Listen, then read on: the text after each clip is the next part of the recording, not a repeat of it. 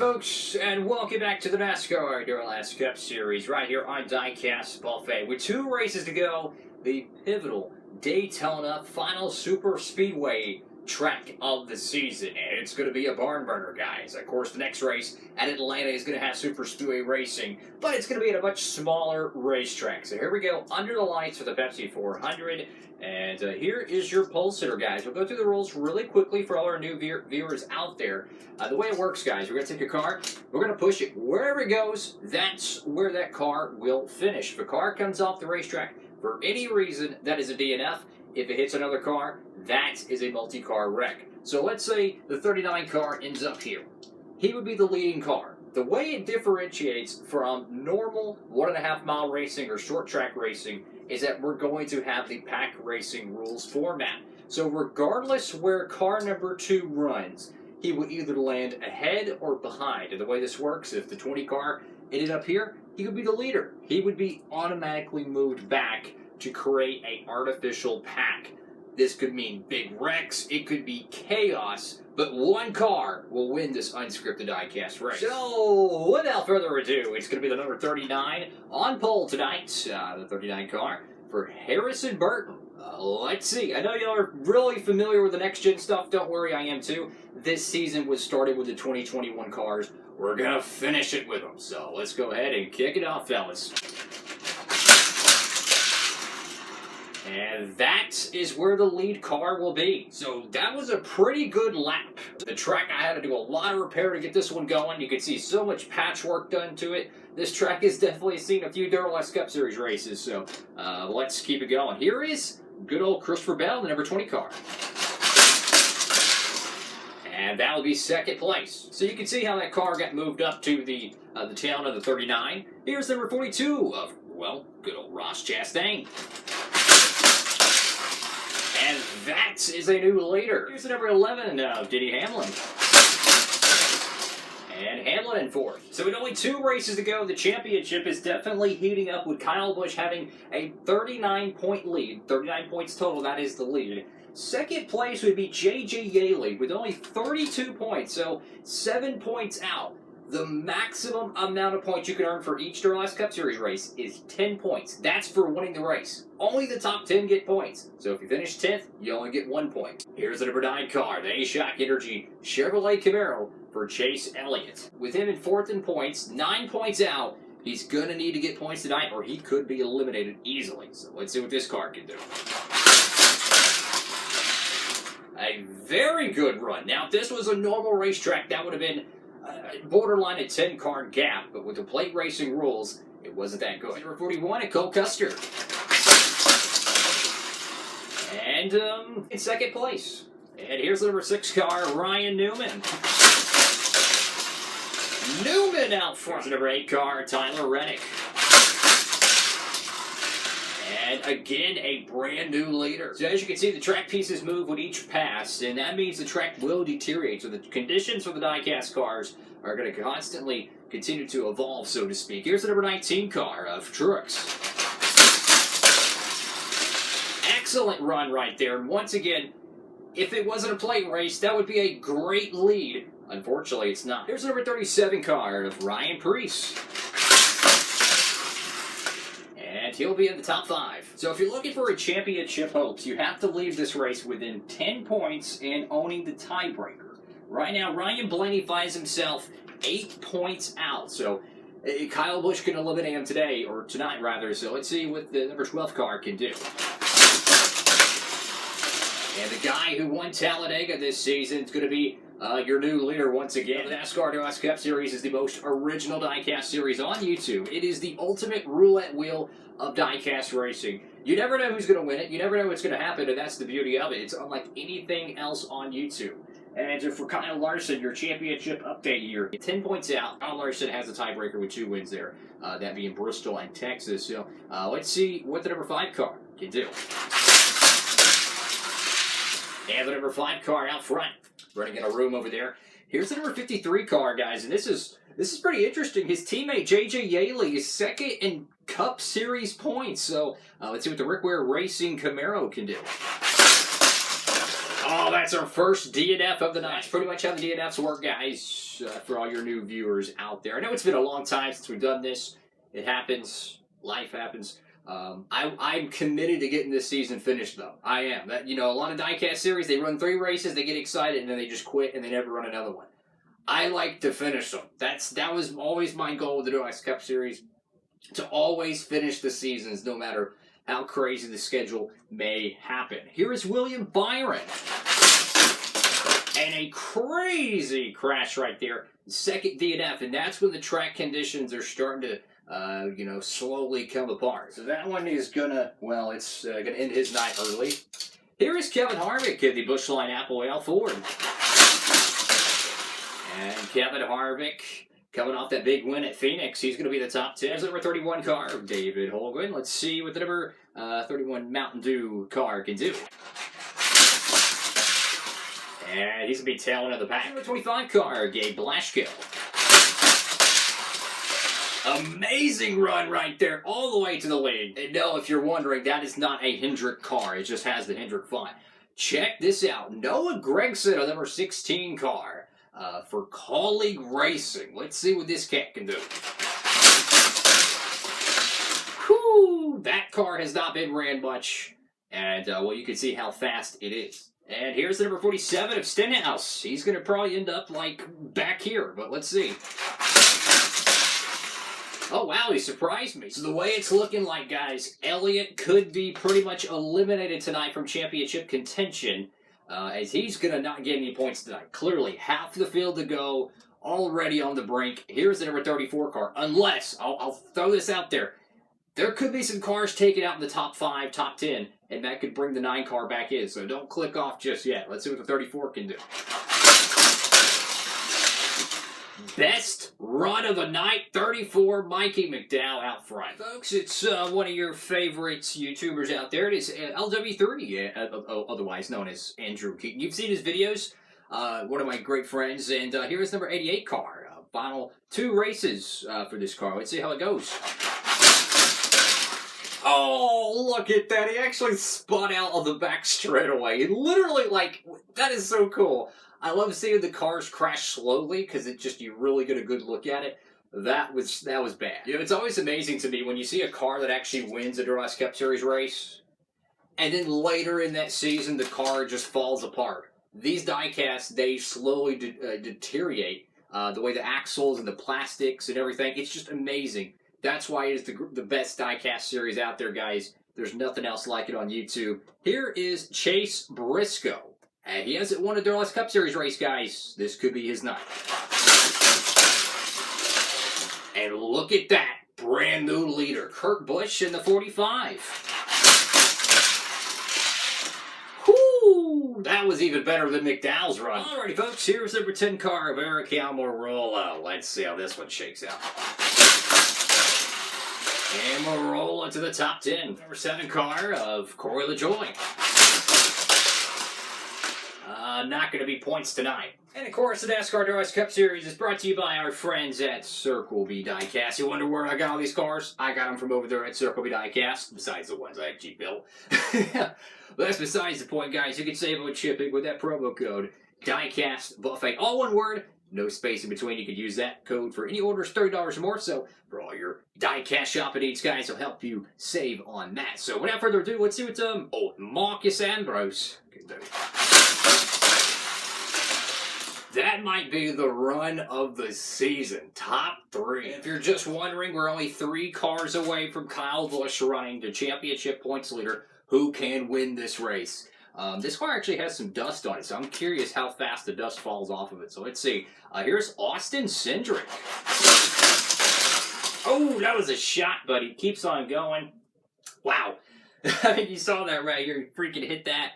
Ricochet, but he's going to get around Kevin Harvick. Again, no points unless we get a massive crash up front. Well, here's the number 43 car. The Tide Ride lives again. An amazing run, but not enough for the lead. Here's the number 3 car of Austin Dillon. Dillon to the top 5. I'm going to have to set the 41 car a little bit outside of the straight line here because There's a piece of tape here that's holding this track piece from being it too flat. It's kind of holding it in place, so that's just part of it. And here we go. It is the number 18 car. To kind of recap where the points are right now, guys. 2 races to go, guys. Kyle Busch at 39 points. J.J. Yaley at 32 points. Ryan Blaney at 31. Chase Hill at 30. And Daniel Hemrick, which is coming up a little bit later, actually right next after Mr. Kyle Busch at 30 as well. The championship clinching scenario, we will not know to the end as J.J. Yaley of the 15 car comes up last. Yes, so if Kyle stays in the top 5 and Yaley doesn't get any points, it is a championship victory for the 18 camp. So let's see how this one shakes out, fellas. This is the most important run of the season, and let's see. And would you have that top spot? Kyle passes his brother Kurt. Alrighty, folks, 10 cars left to go. So here is the championship scenario right now. The last 2 cars that have from the championship 5 that have not went is, well, the 84 car Daniel Hemrick and the 15 car J.J. Yaley. If Kyle Busch stays in the top 5, this is a rough estimate. This is not an exact number. But if he stays in the top 5, it appears he will win the championship if the 15 car does not finish in the top 10. So you have to have a 10-point buffer leaving Daytona to officially eliminate the rest of the competition. So let's see what the old 84 car can do. Hey, he's in contention for points, keeping his hopes alive. That should eliminate the 9 car and most likely will eliminate the 5 car. So that is going to be a tough break for Kyle Larson fans, as he is not in the top 10 unless we get a crazy crash. But regardless, here's a 78 car of BJ McLeod. And not a top 10 run. Scratch that. That was just inside the top 10. Now, this car could be a real sleeper, guys. The DoorDash 23 for Bubba. This is a fast race car. Could be a huge upset. Toyota 1-2 right now. Toyota also 1-2 of the caboose. So let's see how this one goes. It's got a little speed in it, but not enough for the win. 17 car of Christopher Buescher. And Christopher Buescher, a somewhat a mediocre run, but a pretty tame Daytona event. I'm pretty impressed with the track conditions. Usually this is an absolute, it's absolute hogwash, but the track's actually well maintained this time. Only 6 cars to go. Here's the 22 of Logano. Did he pass the 18 car? Just barely does the 22 not pass the 18. I mean, it is probably the length of the splitter on that Ford Mustang diecast. So the 18's still out front, but the 22, so close. 5 cars left to go. Here's Daniel Suarez. Let's see what the iFly Camaro can do. And Suarez gets around the 14. I do notice there was a little bit of a gap there, but it wouldn't have mattered. He passed the 14. Here's the 82 car of A.J. Allmendinger for Buffet Racing South. Let's see what he can do. Ooh, man, he almost had it 2-wheeling on the racetrack, and he's going to get around Logano just by a nose with 3 cars left to go. Folks, it's time for the 85 car. The mediocre season that Edwards has had, not been the season we all kind of hoped and wanted, but let's see if he can get an upset win at Daytona. Again, Kyle Busch, as of right now, we haven't had the 15 car run, but if things stay how they are, he's going to win the Duralast Cup Series championship tonight. And a pretty bad run right there. He'll get around the 47. 2 cars left to go. It is going to be Alex Bowman and the Ally Chevrolet Camaro. Alex Bowman, only 1 Duralast Cup Series win in his career, and it was at Bristol. He won a championship in this series, believe it or not, with only 1 win, which is pretty unusual. So without further ado, let's see how the 48 car will do. Amazing run to 3rd place in what could be the most tame Daytona Duralast Cup Series race with the new rules format with the plate racing we've ever seen. And it comes down to this, guys. 2 races left of the season, a maximum of 20 points you can earn, but it might be all for naught and be over tonight. Kyle Busch with 39 points and Yaley at 32 points. You can only get 10 per race. So if the 15 car doesn't finish in the top 10 here and Kyle wins this race, it is official. He is going to win the Season 4 championship for the Duralast Cup Series. It comes down to this. So let's see how this one shakes out.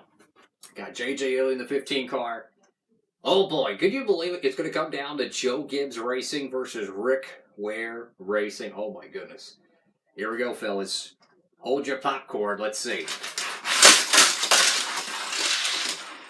Oh my goodness. Second place, J.J. Yaley keeps his championship hopes alive. Wow.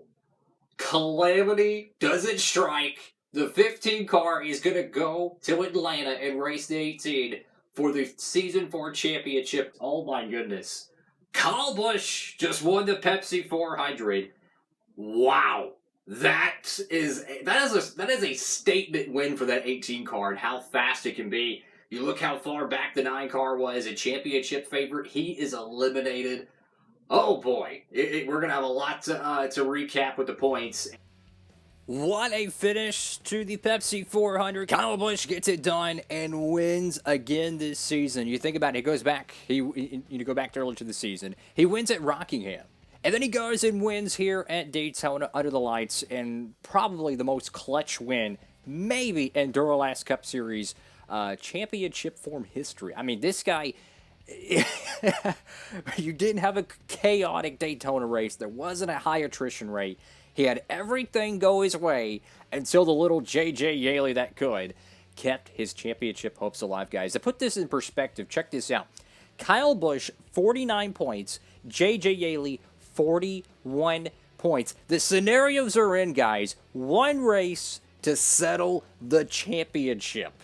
J.J. Yaley, keep it stupid simple, pretty much needs to go and win at Atlanta, which has the super speedway rules format. It's the first time ever in Duralast Cup Series we'll have that. A smaller 1.5 mile track with the same racing you saw at Daytona. I think with the track being smaller, we're going to have cars on top of cars. It's going to be chaotic, guys. You're not going to want to miss that. But that is going to be the season finale race. For J.J. Yaley, keep it stupid simple, must-win scenario. For Kyle Busch, any result in the top 10 is probably going to win him the championship. He easily has the tiebreaker with 2 wins this year, but that's the only 2 cars. 2 drivers for the championship. Third place, get this, Ryan Blaney, 31 points. 31 points, so nearly 20-point difference between third and first. Where have we seen that all year? I mean, it has been very nip and tuck with only one race to settle it. The championship is it is between 2 drivers. It's going to be amazing because the 15 diecast and the 18 diecast, as you've seen, have a tremendous amount of speed. It is anyone's championship. Don't let the Rick Ware Racing, moniker, so to speak, fool you. Yaley could win that race. And if the Kyle Busch car has any issues and the 15 gets a top, finish second or first, it's a Rick Ware championship. Oh boy, it's going to be a lot of fun. I'm not sure when that race will be, but I do have a little bit of an announcement. And not to somber the mood, guys, not to somber the mood, but I want to let people know this before the race. And if you've been around a Diecastbuffet, guys, you know this series has meant the world to me. We've been doing this since, August 2018. It was always a dream of mine to have a diecast series, guys. But all good things must come to an end. Season 4 will be the final series, season of the series, guys. It has been an amazing journey. I've had so much fun doing these races and collecting the cars and everything, and it's time to move on, unfortunately. I've had so much fun doing this series. It pains me because part of me really wants to do a next-gen series, but it's just, it's hard to describe, but a lot of people don't know how much time and effort goes into these races, guys. I mean, I'm telling you, it's hours and hours and hours of constant editing.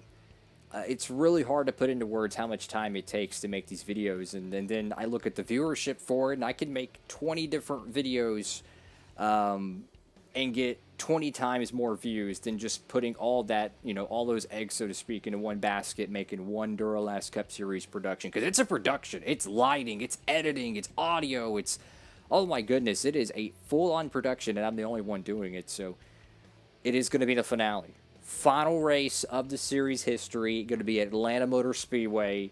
I think it's the perfect way to cap it off, guys. It'll be the final Gen 6 race, Gen 6 diecast.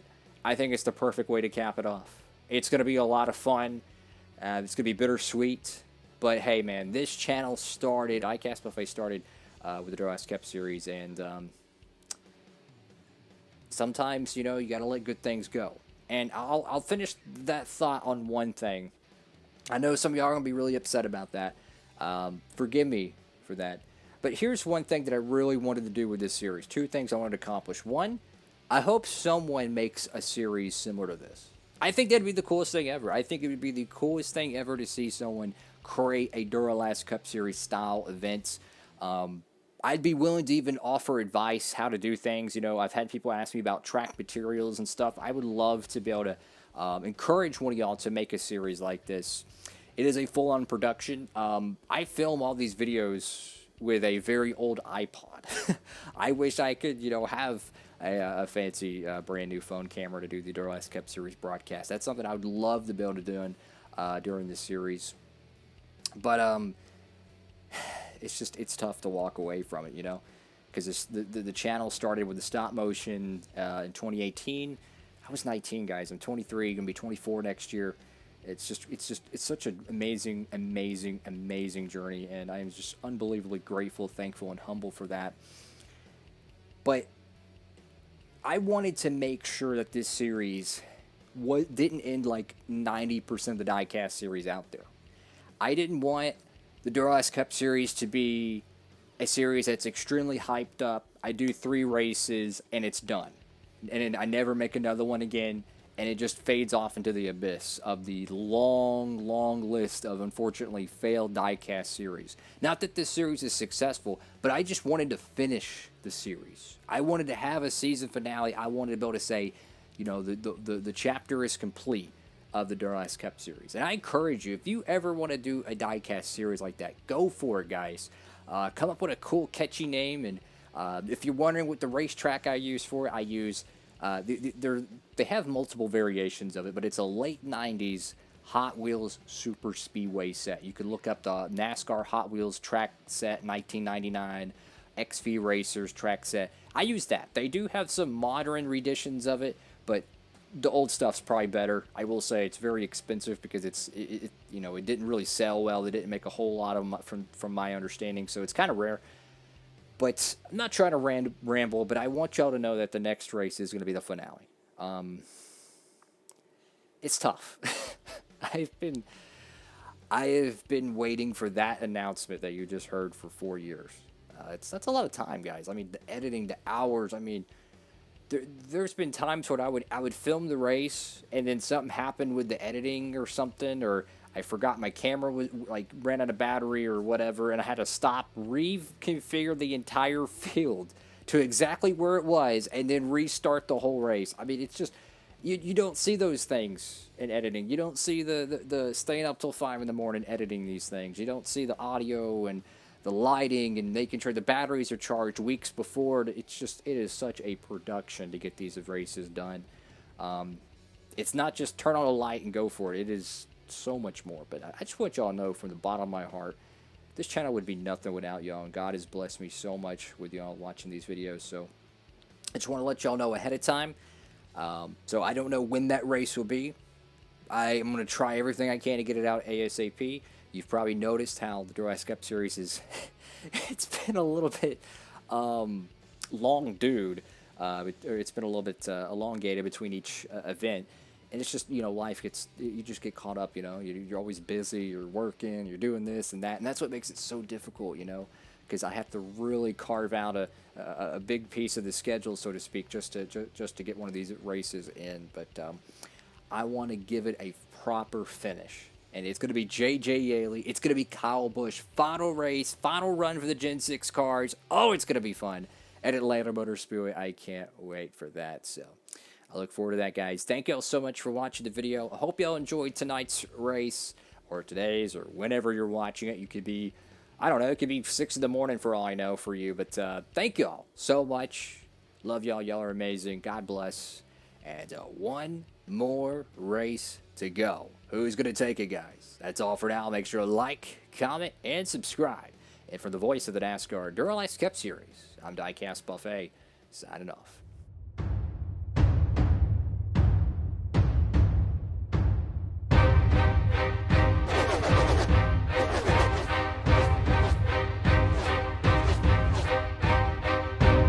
This has been a presentation of the NASCAR Duralast Cup Series on Diecastbuffet.